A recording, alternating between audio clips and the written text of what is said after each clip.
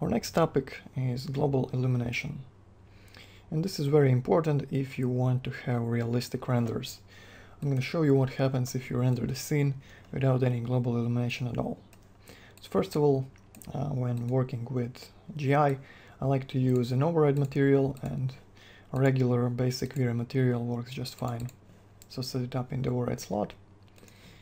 And usually I hide the glass panes in my windows as well, so the light comes in unobstructed. Okay, so let's turn off the indirect illumination and render the scene. Okay, as you can see, this whole wall is almost completely black. Actually, it is completely black, since there's no direct light that hits this wall. The light comes in and it stops right there, illuminates an object and stops. Well, in the real world, when the light comes in, it bounces off the wall, bounces off the floor, and illuminates this wall right here. So basically, every ray bounces off every surface and illuminates the scene much more than just direct light without any bouncing would do. So that's why we use indirect illumination. So let's turn that on.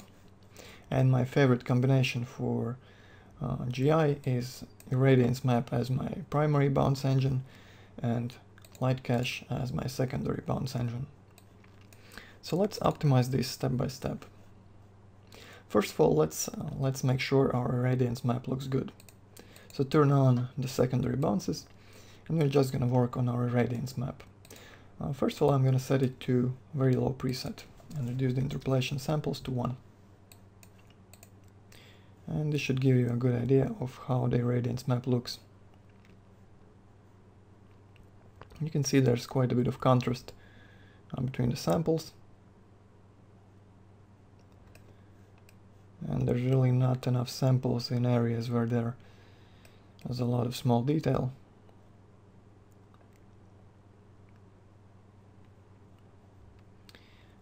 So we want to tweak some settings to increase the quality of this resulting Irradiance Map. And before going further, I suggest I go to Render Elements and add V-Ray Global Illumination. And this is just going to allow us to see the effect the global illumination has on our scene better without any direct lighting. Okay, so the subuse value is kind of low. I want to bump that up to 150. And what this should do, it should cast more samples into our scene and even out the contrast between the resulting patches a bit. And you can see it's already a bit better, a bit smoother.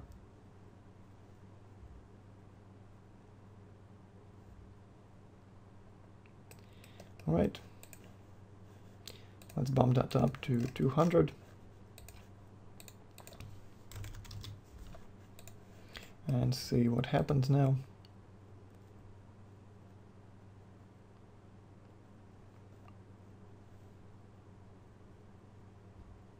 Okay, that's fine. So the Irradiance Map is pretty adaptive if it's used with the multipass option enabled. And what it does, it runs through the whole image multiple times, each time focusing more on some details. For example, if you have more small details around the corners, around furniture, I'm going to cast more samples only in those areas and calculate that. But with these default settings for the very low preset, it just goes through -4 and -3, so the samples are pretty large, and it only refines it once. If we set it to medium, the default samples become a bit smaller, and the maximum amount of samples becomes quite larger. So what happens is we get a lot more detail in the areas where we need it. Okay, as you can see, they are much more refined now.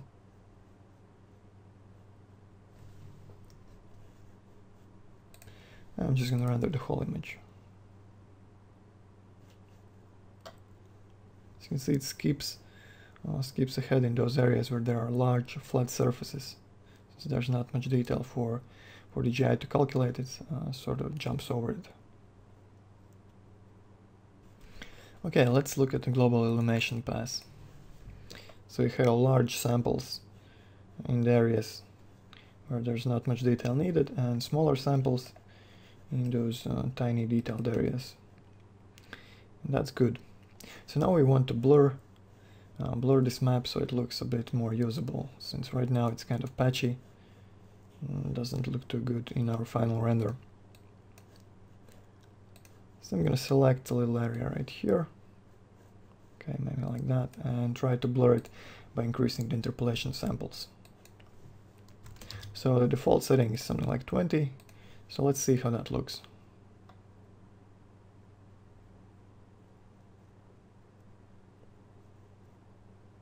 That's already much better. But if you zoom in, you can see some patchiness in some areas. If I render the whole scene, you should see it a lot more. Okay, so in a complicated scene like this, you can see a lot of patches, and it doesn't look too good. In the final render it looks a bit better, but still it's kind of visible in some areas. So if you have a simple scene, like this one without all the extra detail, you can probably get away with these settings. Okay, so it shouldn't have any splotches that are too annoying. It's quite clean, not too bad. So these settings would work for something like this. So there are some splotches, but if you turn on the materials, they would pretty much be invisible. So that's fine for this simple scene. But let's go back to our complex variation. And here I usually use a different strategy. I blur my irradiance map by increasing the samples.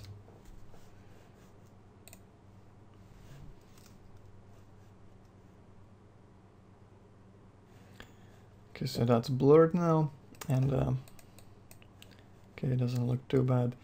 And I bring in back some of the detail lost by blurring, by using detail enhancement option. So just turn that on, and with the default settings it should give you more detail in these areas here. And you can sort of see these corners are a bit better now. Let's render this area right here. Should be more visible here.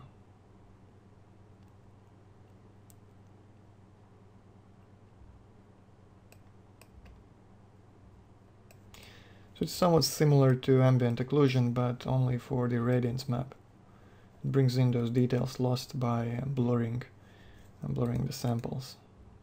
Okay. So I think that's pretty good, and I'm pretty happy with my irradiance map. The irradiance map is directly tied to this resolution. It's optimized for this specific resolution. If you increase your resolution 2 times, okay, what you should do is you should set the preset to custom, and you can decrease the minimum rate and the maximum rate by 1 and keep the same quality as you had in the small render. If you increase the size 4 times, you can decrease these by 2. So that's one thing to keep in mind when changing the output size of your render. Okay, so I'm happy with the irradiance map, and I'm gonna go on to my light cache. So set the GI engine to light cache, turn on the secondary bounces and set them to light cache as well. And let's see how it looks with the default settings. So here's the result. Looks kinda nasty, some blobs, some splotches, and what I usually do is I heavily pre-filter the light cache. Since it's used only for the secondary bounces, it's not really that important to have much detail in the light cache. So turn on pre-filter and bump it up to 150 or so. And if you also use the light cache for glossy rays to speed up your renders, it's a good idea to turn on the retrace threshold. It fixes some pixelated reflections and light leaks and stuff like that. So keep that on if you use it for glossy rays. Let's re-render and see what changed. So as you can see, everything is much smoother now. There's still some weird areas right here. And what I want to try is I want to decrease my sample size a bit. And increase the blur to 200. Maybe bump up the subdues as well. And increasing subdues should give us a smoother results, just like increasing subdues for the radiance map did. Okay, and that's much better. Almost no glitches. Okay. So I think these settings will work just fine. So let's set everything in order. So the primary bounce engine should be radiance map and leave the secondary bounces to light cache. Let's try and see how our final render looks. And I'm pretty happy with this result, especially since we have so many small details in the scene. And one thing to keep in mind about light cache is that it doesn't really matter what resolution you render in. I would keep the subdues around 1,500 to maybe 3,000 for some good quality GI calculations. Okay, so let's turn on our materials and see how it looks.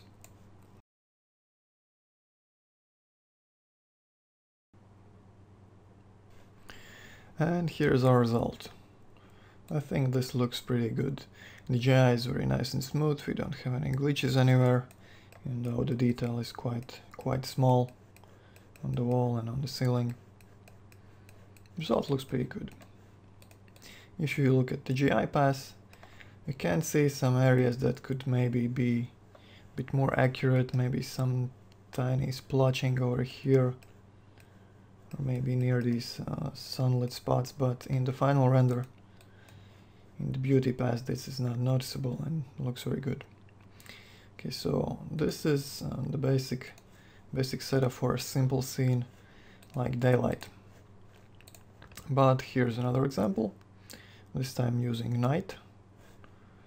And I'm gonna render and you're gonna see how it looks without any GI at all. So in this scene, most of the light comes from these two pendant lamps right here. The light comes out and the walls and ceiling should be lit by the global illumination. Right now they just have some weak blue light coming in from the window. So if we turn on the GI, and let's start with the radiance map and use the same settings as we did for our previous daylight example. Okay, I think it was something like this. And let's add an overhead material and see what this gives us. Okay, as you can see, the result is completely unusable, and this is the GI pass. And you can see that the samples are very patchy, and the result is just ugly. And in this situation, I would actually reduce my preset to very low. Okay, and that should make all these samples even larger. Okay, it's sort of smoother now, but still there's not much detail, and there's still some blobs. And I would increase my interpolation sample to about 100.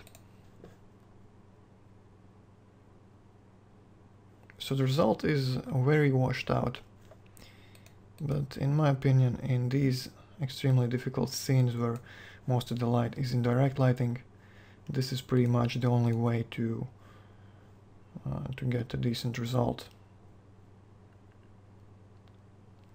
Otherwise you're gonna battle with these splotches and not really see any good results. You can of course use brute force as your GI engine, and that should give you a much more detailed, much less splotchy result, but it should also take a hell of a lot of time to render. So you can still see some splotches, but they are not nearly as bad as with the settings we had before. In this case, less detail is actually a positive thing. Okay, maybe bump this even higher, and maybe bump the HSP subduce to 300.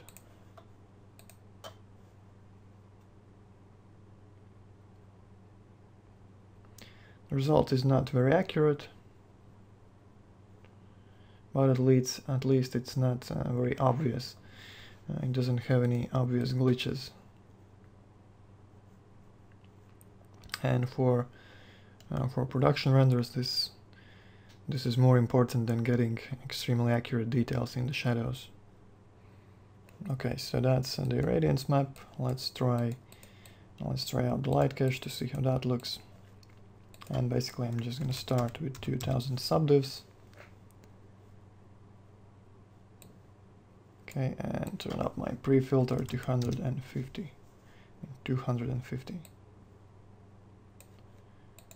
Turn on glossy rays and retrace. And let's see how that looks.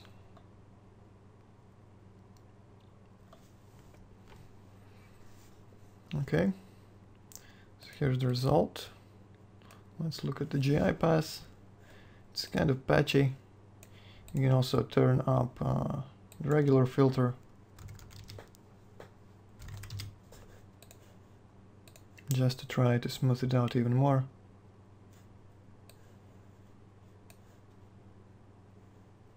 Right, and I think that's better. So let's leave the settings as they are and change our primary bounces to irradiance map.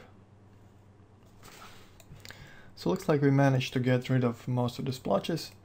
At least they're not very noticeable now. And our beauty pass looks okay as well. Obviously this GI is quite blurred out and looks a bit soapy, but thankfully the irradiance map detail enhancement takes care of that. And I have at least some detail in those corners. Additionally, you can render out an ambient occlusion map and use that in post-processing step to add some more detail to those tiny areas. And if you want higher quality GI for a scene like this, the only other choice you have is using brute force as your primary GI engine. And this will come with a huge render time, but the result should be much more accurate. And in V-Ray 2, I would not really recommend using brute force since it's very slow. But as far as I know, in the next iteration of V-Ray 3.0, the brute force should be sped up some 30% or so, and the results should be much more easy to achieve quicker. So I'm just going to re-render this small area right here to see if there's a difference between irradiance map and brute force, and obviously there should be, but we're just going to see how much of a difference. Okay, and you can see some light we are losing with the irradiance map right here. Maybe these shadows are not as accurate as well. But is it really going to be that noticeable in the final render with all the materials on? Well, I don't really think so.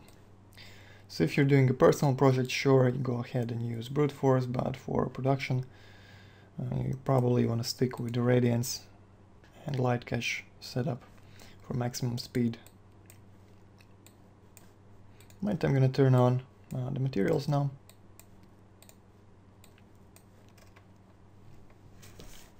And I'm going to increase my render quality a bit.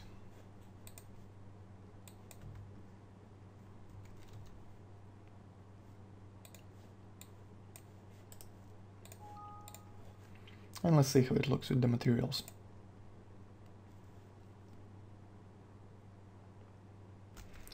And here's our final render. Notice how everything is nice and smooth and no splotches to be seen anywhere, even though the situation is not really that easy for V-Ray to calculate. It has lots of small details, lots of indirect lighting, and if you look at the GI pass, you can see that it's very nice and smooth without any glitches anywhere. Right, so these are the basics for setting up your irradiance map and light cache